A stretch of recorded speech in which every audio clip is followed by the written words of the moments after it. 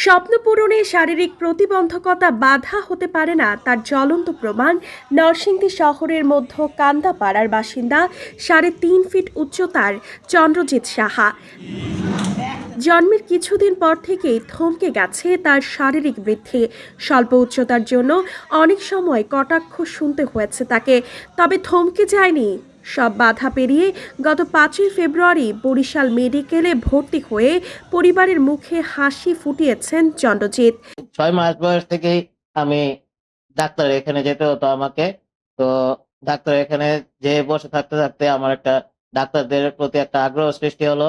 তখন বাবারও একটা স্বপ্ন তৈরি হলো যে তার ছেলেকে ডাক্তার বানাবেন। তো বাবার স্বপ্ন হিসেবে আমিও এটাকে স্বপ্ন হিসেবে ধরেছি এবং সেই লক্ষ্যে এগিয়ে গিয়েছি। নিজের চিকিৎসার জন্য যে ডাক্তারের পিছনে ছুটতে হয়েছিল, সেই কিছুদিন পর ডাক্তার হয়ে মানুষকে চিকিৎসা দেবেন। ছেলের এমন সাফল্যে খুশি বাবা মা। আমি বাবা হিসেবে অনেক গর্বিত।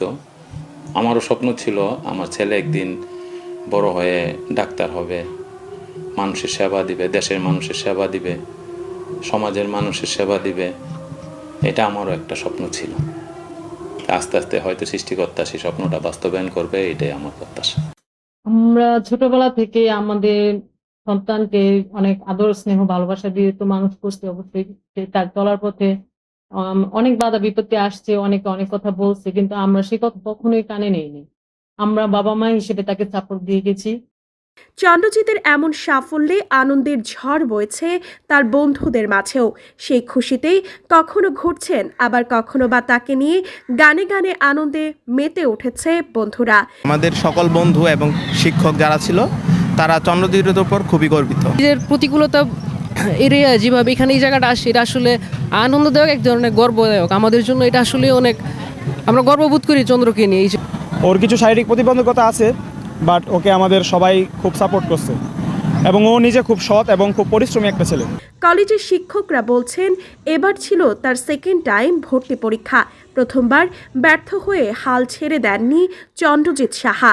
আমি অত্যন্ত আনন্দিত এই কারণে যে মানে এখনো আজ পর্যন্ত ওকে আমি ওর মনোবলটা কখনো ভাঙতে দেখিনি। প্রথমবার যখন ও অকৃতকার্য হয়েছে, আমি ওর সাথে ফোনে কথা বলেছি, মেসেঞ্জারে বেশ কয়েকবার নক দিয়েছি।